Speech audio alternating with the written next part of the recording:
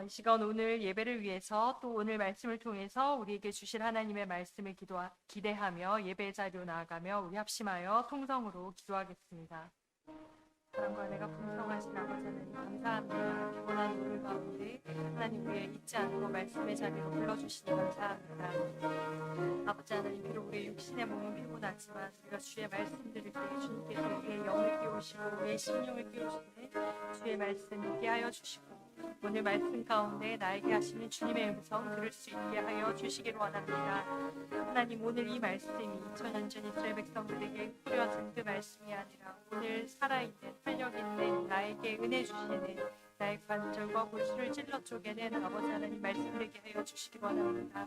아버지 말씀 붙들고 또한 아버지 뜻을 깨달을 수 있게 도와주시고 이 말씀 붙들고 살아가는 우리 예수 그리스도의 아버지 자녀 될 수 있도록 아버지 하나님 아버지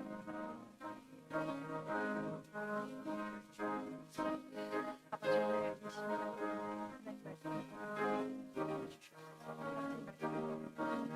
이 시간 하나님 말씀 주시옵소서.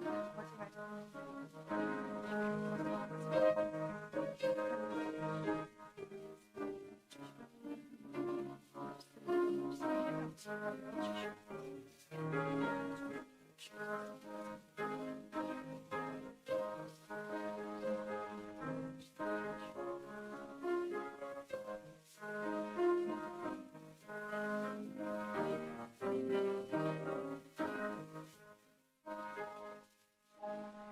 사랑과 은혜가 풍성하신 아버지 하나님, 오늘 이 시간 우리를 말씀의 자리로 불러주시니 감사합니다. 아버지, 오늘 우리가 말씀을 읽을 때 그 말씀을 우리에게 주시는 하나님의 말씀으로 받을 수 있게 하여 주시고 이 말씀에서 주님께서 우리에게 주시는 그 깨달음 따라 살아가는 그리스도인 되게 하여 주시옵소서. 우리 주 예수 그리스도 이름으로 기도합나이다. 아멘.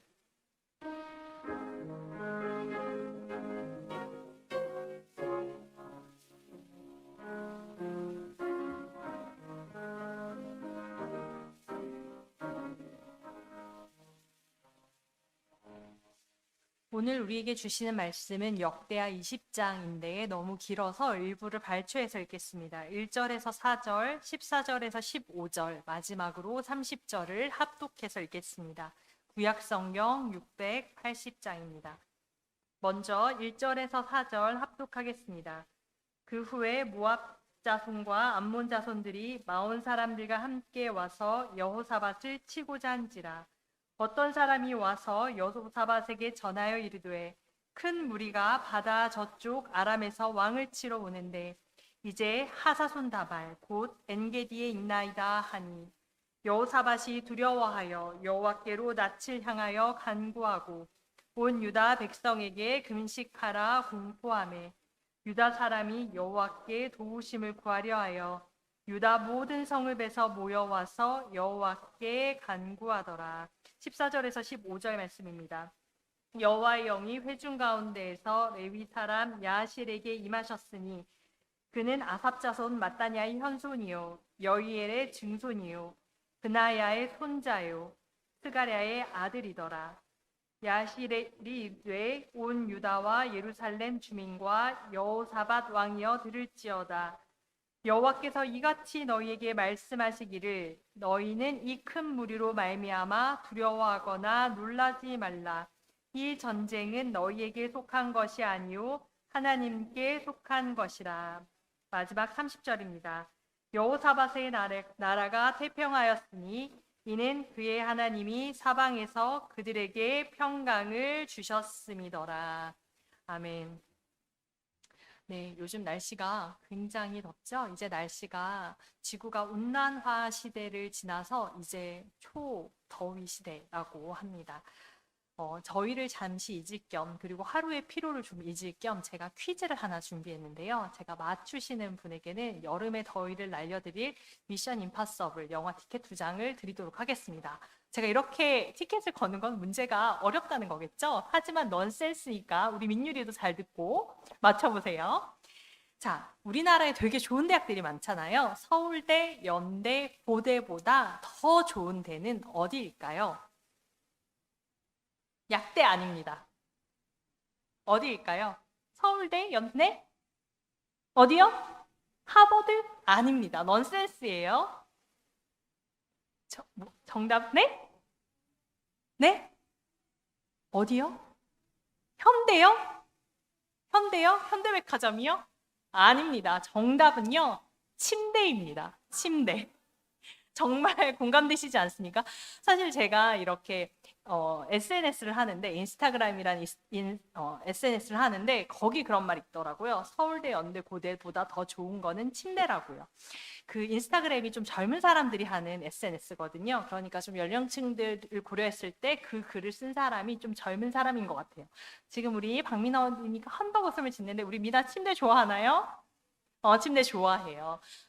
아마 그럴 겁니다. 왜냐하면 침대는 우리가 사실은 가장 큰 평안함을 느낄 수 있는 공간 중에 하나이기 때문입니다. 저도 주일 저녁에 사역을 다 마치고 샤워를 하고 침대에 누워서 에어컨 시원하게 틀고 이불 덮고 있는 걸 굉장히 좋아하거든요.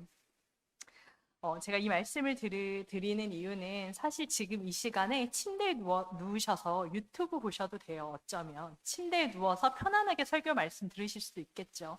하지만 더위를 이기고 또 교회에 올라오는 언덕을 이기고 이 자리에 오신 성도 여러분들을 정말 대단하고 대단하시다고 생각하기 때문입니다. 말씀의 자리로, 그리고 은혜의 자리로, 그리고 찬양의 자리를 사모하셨기 때문에 이 자리에 올 수 있으셨지 않을까 생각합니다. 오늘 본문은요, 사실 저희 여름성경학교 2과의 주제예요. 그래서 유치부도 아동부도 모두 이 주제로 했는데, 제가 개인적으로 최근에 가장 은혜 받은 본문이기도 해서 우리 성도 여러분들과 함께 나누고 싶었습니다. 오늘 본문에서 우리는 위기 상황에서 믿음의 사람은 어떻게 행동해야 하는지, 그리고 하나님께서는 그 믿음의 사람에게 어떻게 응답해 주시는지를 좀 나눠보고자 합니다. 오늘 말씀에서 읽은 여호사밧은 분열 왕국의 4번째 왕입니다. 잘 아시는 것처럼 솔로몬 이후에 다윗의 나라가 둘로 갈라졌어요. 갈라진 이유는 솔로몬의 아들이었던 르호보암이 굉장히 폭군 정치를 했거든요. 백성들을 굉장히 가혹하게 다스렸어요. 그래서 이스라엘의 12지파 중에서 10지파가 여로보암을 따라서 북쪽으로, 그리고 베냐민 지파와 유다 지파 딱 2개의 지파만 구성되어서 이제 남유다로 이렇게 갈라지게 되었습니다. 이 남유다에서 이제 4번째 왕이 바로 여호사밧이라는 왕이었는데요. 잘 아시는 것처럼 사실 북이스라엘에는 선한 왕을 찾아볼 수가 없었어요. 북이스라엘에 있는 모든 왕들은 대체로 다 악하고 나쁜 왕들이었어요. 그런데 그렇다고 이제 남유다 왕들은 좀 선한 왕이 있었느냐? 네, 조금 있었습니다. 남유다라고 해서 늘 좋은 왕이 있었던 것은 아닌데, 열의 셋 정도 좋은 왕이 간혹 있었는데, 오늘 이 여호사밧이 하나님 보시기에 꽤 괜찮은 왕이었습니다. 그런데 보통은 우리가 이제 하나님 보시기에만 이제 좋았으면 신앙생활만 잘했다, 믿음만 좋았다라고 생각하실 수 있는데, 이 여호사밧은 왕으로서의 정치력, 영도력도 굉장히 뛰어난 왕이었어요. 먼저 이제 제가 역대하 17장의 내용을 조금 더 먼저 살펴보면, 여호사밧이 하나님 보시기에 얼마나 좋은 왕이었냐면 이렇게 기록하고 있습니다. 3절인데, 여호와께서 여호사밧과 함께 하셨으니 이는 그가 조상 다윗의 처음 길로 행하여 바알들에게 구하지 아니하고, 또 6절에 보면 전심으로 여호와의 길을 걸었대요. 전심으로. 그리고 신당과 아세라의 목상들도 유당에서 제거하였다라고 기록하고 있습니다. 물론 다른 본문에서는 미처 이제 산당들을 제거하지 못했다라고 상충되는 본문이 있기는 한데, 그럼에도 불구하고 이렇게만 보았을 때는 여호사밧은 전심을 다해서 하나님을 사랑했던 왕으로 우리가 생각해 볼 수 있겠습니다. 뿐만 아니라요, 이 여호사밧은 각 지방으로 제사장과 레위 사람들을 보내서 하나님의 율법을 사람들에게 직접 가르치게 합니다. 백성들 모이세요 해서 가르치는 것이 아니라, 백성들이 있는 곳에 말씀 가르치는 사람들을 보내서 백성들을 하나님의 말씀으로 가르쳤다라는 것이죠. 또 2번째로는 제가 정치력이 굉장히 좋다고 말씀드렸잖아요. 역대하 이제 17장 1절 2절에 보면 또 이런 기록이 있어요.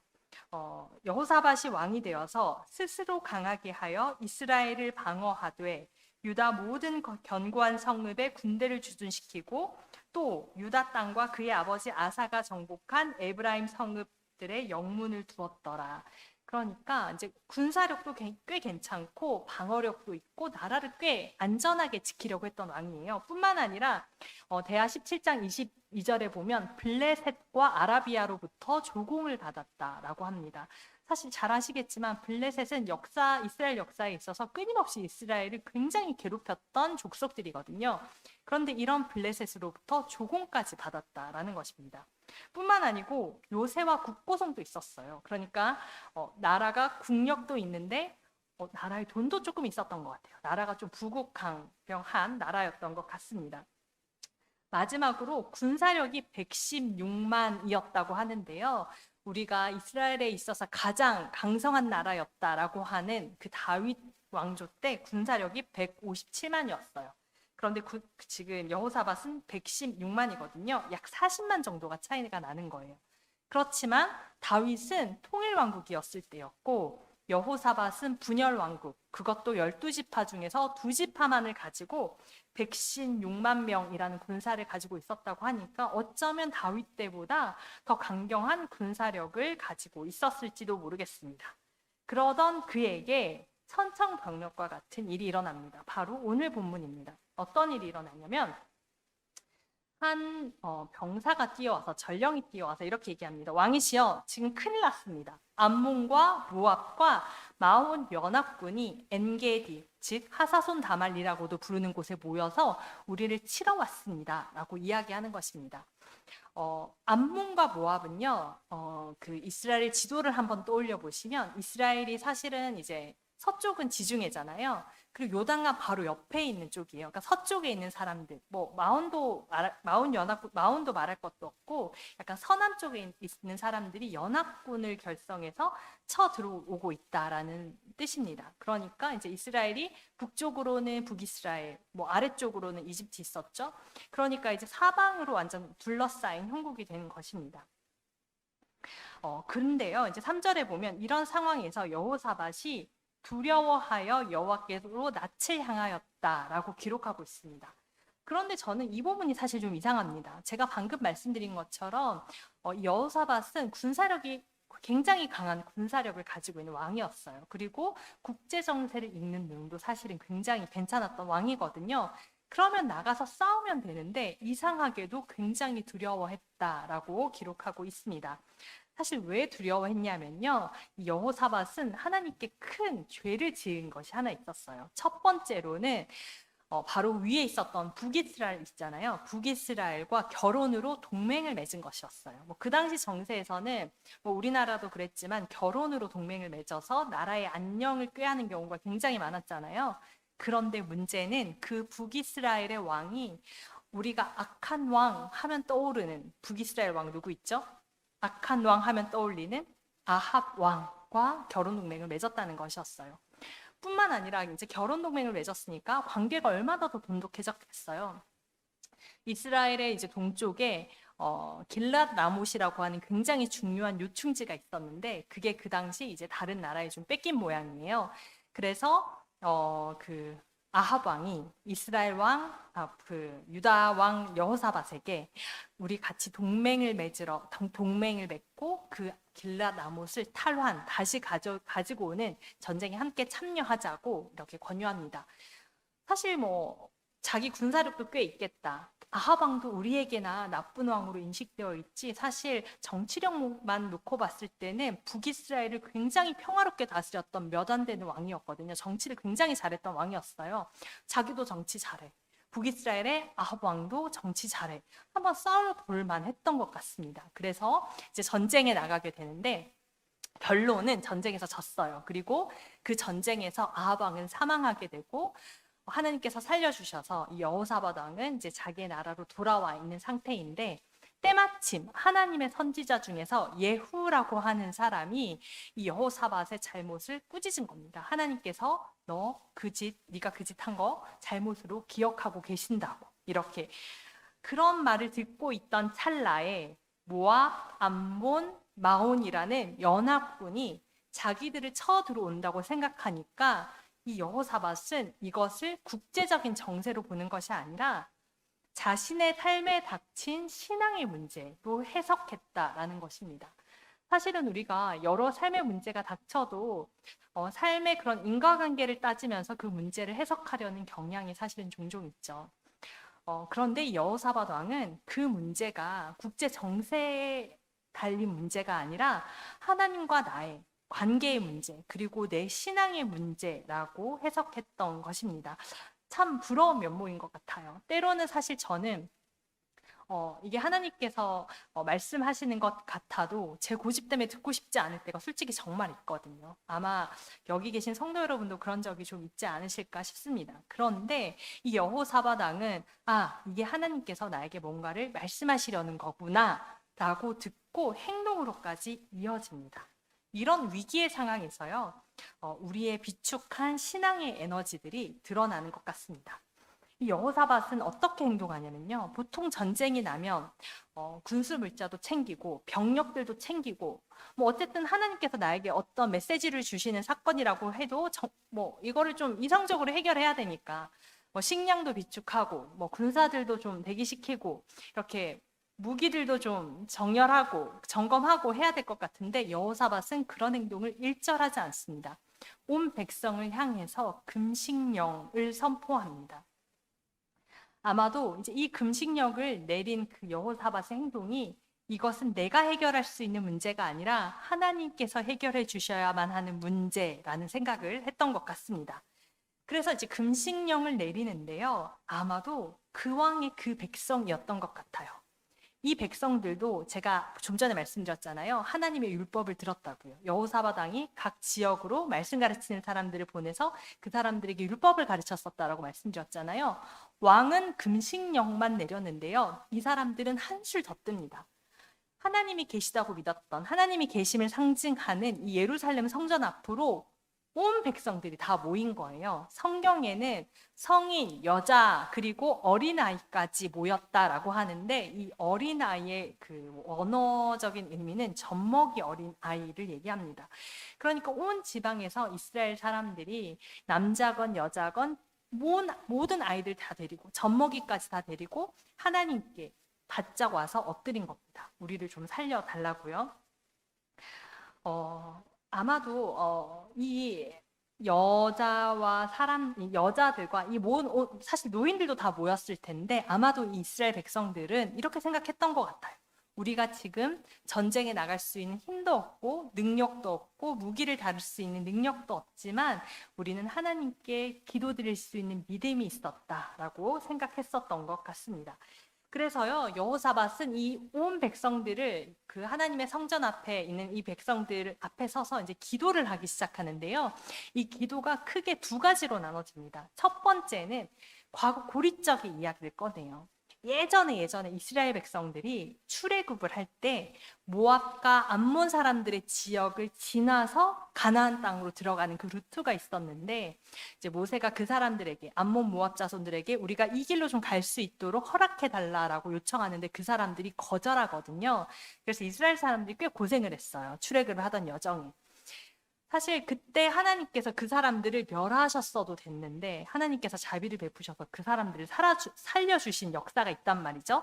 그러니까 여호사밧은 그 신앙의 역사를 가지고 와서 하나님께 기도하는 겁니다. 하나님, 예전 우리 조상들이 출애굽할 때 저 사람들 우리에게 길을 내어주지 않아서 우리가 하나님께서 저 사람들을 진노를 내려서 다 이렇게 벌하셨어도 되는 민족인데 그 민족 살려줬더니 지금 그 은혜 기억 못하고 지금 우리를 도리어 죽이려고 합니다. 우리를 지금 전쟁에 빠뜨렸습니다. 라고 기도하는 거예요. 그러니 하나님 우리에게 전쟁에 이길 수 있는 힘을 주십시오가 첫 번째였고 두 번째로 기도한 것은 이것이었습니다. 솔로몬의 이야기를 가지고 온 거예요. 솔로몬의 약속. 예전에 솔로몬이 성전을 완공하고 하나님께 드렸던 기도 있잖아요. 하나님, 모든 이스라엘 백성들이 어떤 죄를 지어도 여호와의 성전 앞에 나와 기도하면 용서해 주시겠다는 그 약속을 하나님께 다시 한번 말씀드리는 거예요. 그러니까 사실 이 여호사밧 왕은 하나님께 과거의 우리 신앙의 역사를 모두 다 끌어와서 하나님께 간구할 수 있는 그런 신앙의 베이스, 기초가 있었던 사람이라고 할 수 있습니다.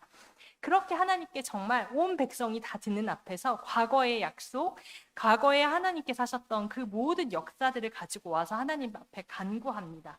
그리고 마지막에 기도의 끝맺음을 뭐라고 하냐면요. 20장 12절인데요.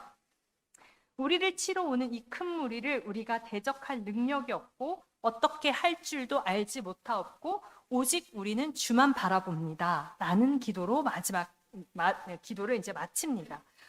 사실 이런 기도가 백성들이 보기에는 굉장히 매력적이지 않고 무능한 왕으로 비춰졌을지도 모르겠어요.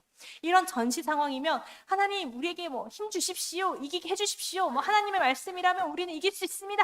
이런 말을 해도 모자랄 판에 지금 여호사밧은 우리가 대적할 능력도 없고 어떻게 할 줄도 모르고 오직 주만 바라본다라고 고백하고 있기 때문입니다.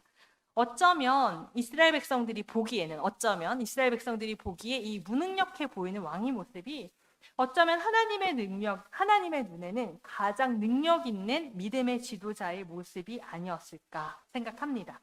그래서 이런 기도를 들은 모든 사람들이 이제 다 기도를 듣고 섰는데 그때 때마침 하나님의 영이 한 사람에게 임합니다.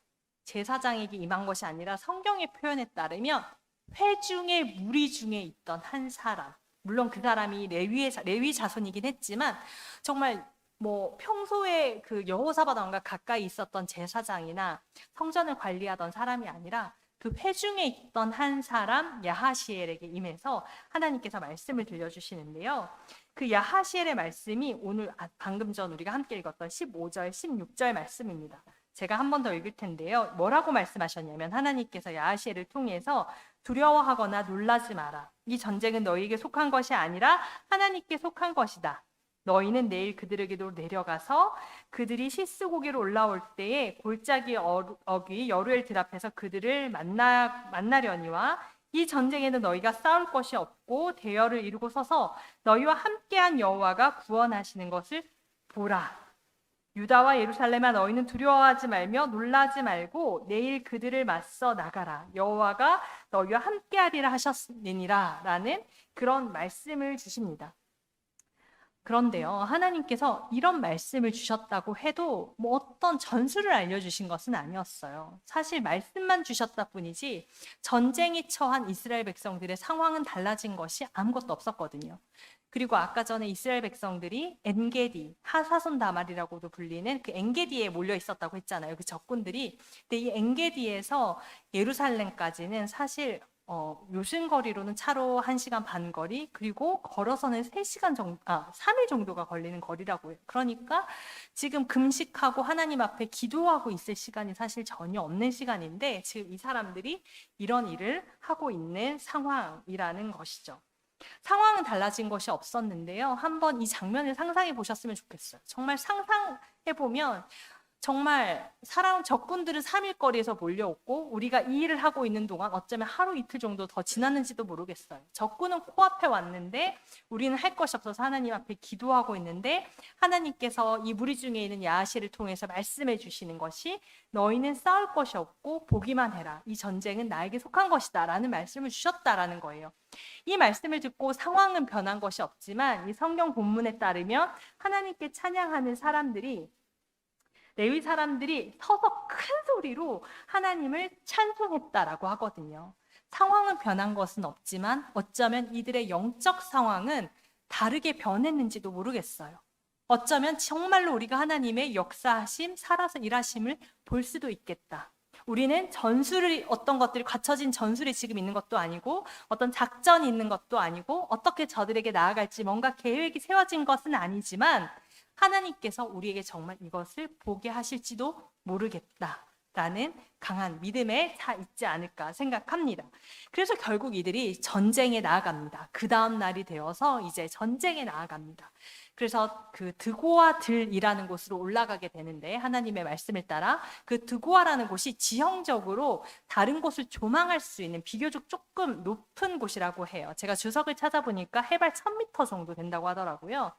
그래서 그 사람들이 이제 나아가는데요. 또 여기서 신기한 게 있어요. 보통 우리가 전쟁에 나아가면 군인을 가장 먼저 세우기 마련인데 여기에서 성경은 어떻게 기록하고 있냐면 여호사밧이 찬송하는 사람들을 가장 맨 앞에 세웠다고 해요.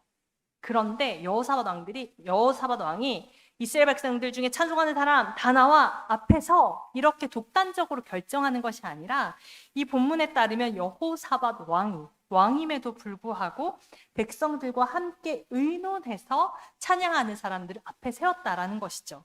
이 말씀을 봤을 때 이 전쟁에 임하는 이 여호사밧 그리고 모든 백성들이 정말 한 몸이 되어서 성전, 거룩한 전쟁, 하나님께서 치르시고자 약속하신 그 전쟁에 함께 나아갔다는 것을 알 수 있습니다. 그래서 이 사람들이 막 찬송하면서 함께 나와요. 그 찬송의 가사가 뭐냐면 여호와께 감사하세 그의 인자하심은 영원하도다, 이런 찬양을 계속 부르면서 그 전쟁에 나아가서 드고와 들에 올라갔습니다. 그런데 성경에 보면 또 신기한 게 어떤 기록이 있냐면 이 사람들이 이 이스라엘 백성들의 노래와 찬송이 시작될 때에 여호와께서 어떤 작전을 수행하세요. 역대하 20장 22절에 보면 여호와께서 복병을 숨겨두셨다라고 합니다. 이 복병의 존재가 무엇인지 주석이 정확하게 밝히진 않아요. 어떤 주석은 하나님께서 천사를 숨겨두셨다라고 하는데 가장 이제 현실적인 그리고 가장 이제 논리적인 이성적인 판단으로는 이제 자기들끼리 싸움이 났다고 보는 거예요. 주석가들은 아까 전에 모압, 암몬, 마온 사람들이 이제 연합군을 이루었다고 하는데 이 마온 족속이 이제 세일산 근처에 거주했던 사람들이라고 해요. 그래서 여기는 세일이라고 표기하고 있는데 이 세일 사람들이 뭔가 오해해서 전쟁이 일어납니다. 그래서 세일 사람들이 뭔가 자기들끼리 세일 사람들이 이제 뭔가 숨어 있는 것을 뭔가 복병으로 착각했던 것 같아요. 그러니까 모압, 암몬, 마온 사람들끼리 뭔가 소통의 문제가 있었던 것 같아요. 마온 사람들이 숨어 있었는데 그 사람들이 다른 군인이라고 착각했던 것 같아요. 그래서 모압과 암몬이 이 세일 사람들을 모두 죽여버립니다. 전쟁이니까요. 모두 이제 해치워버리고 그러다가 어떻게 하다가 또 자기들끼리 전쟁을 하게 돼요.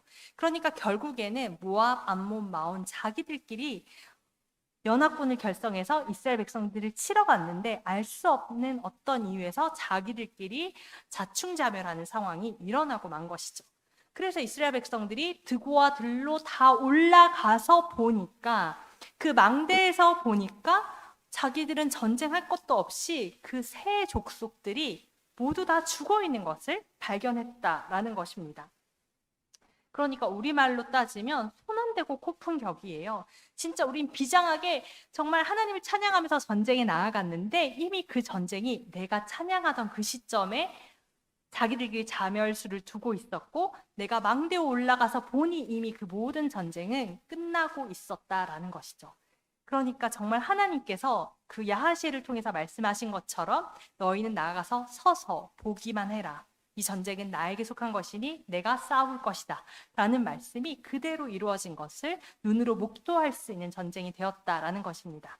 여기까지가 이제 믿음의 사람들의 행동이었어요. 위기의 상황에서 이들은 정말 합심해서 한마음이 되어서 하나님께 간절히 구했고 하나님의 말씀대로 나아갔습니다. 이제는 하나님께서 이 믿음의 사람들에 대해서 어떻게 응답해 주셨는가를 살펴볼 텐데요. 그래서 이미 전쟁이 끝났으니까 이 사람들은 전쟁을 할 것이 없겠죠. 다만 모압, 암몬, 마온 사람들이 가지고 왔던 전리품만 수거를 하면 되는데 그 전리품의 양이 얼마나 많았는지 의복, 재물, 보화 이런 것들이 굉장히 많았다고 하는데 그 재물들이 얼마나 많았는지 3일 동안 수거를 했다고 해요. 3일 동안 수거하고 이제 4일째 되는 날 이제 다시 예루살렘으로 돌아오게 되는데 이 3일 동안 그 골짜기에서 이제 전리품을 거두는데 이스라엘 백성들이 정말 하나님의 말씀을 자기들의 눈으로 목도한 전쟁이잖아요.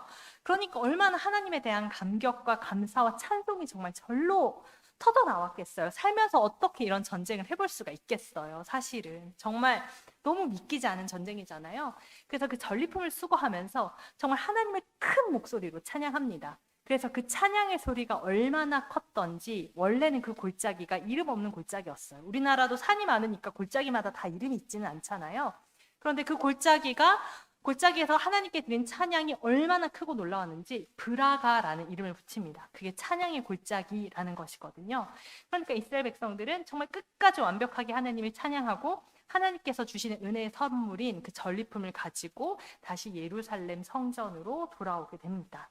이것이 오늘 본문의 이야기의 전말이에요. 사실은 어쩌면 오늘의 전쟁은 여호사밧 왕이 오해했던 것처럼 하나님께서 여호사밧 왕을 혼내려고 일으키신 전쟁이었을지도 모르지만 아니었을지도 모르겠어요. 왜냐하면 하나님께서 수많은 사인을 주셔도 그 영적인 눈이 어두우면 이것이 하나님께서 주시는 사인인지 우리가 모를 때가 굉장히 많지 않습니까? 어쩌면 저는 이 전쟁이 들을 귀가 있는 사람을 깨우치시려는 하나님의 일하심, 하나님의 방법이 아닐까 생각합니다. 사실 어쩌면 이 여호사밧이 전쟁에 나갔어야 하는 이유가 정말 하나님의 진노하심 때문이 아니라 이스라엘 백성들로 하여금, 여호사밧으로 하여금 이 전쟁에 나가는 이유는 싸움이 아니라, 전쟁이 아니라, 이기는 것이 아니라 하나님께서 이스라엘 백성들을 어떻게 구원하시는지, 자신들을 어떻게 인도하시는지 그 구원의 사건을 눈으로 목도하게 하려는 의도가 아니었을까 생각합니다. 우리가 어떤 신앙의 체험을 하게 되면 그게 공동체의 경험으로 쌓이고 그것이 그 신앙 공동체의 역사가 되는 것이잖아요.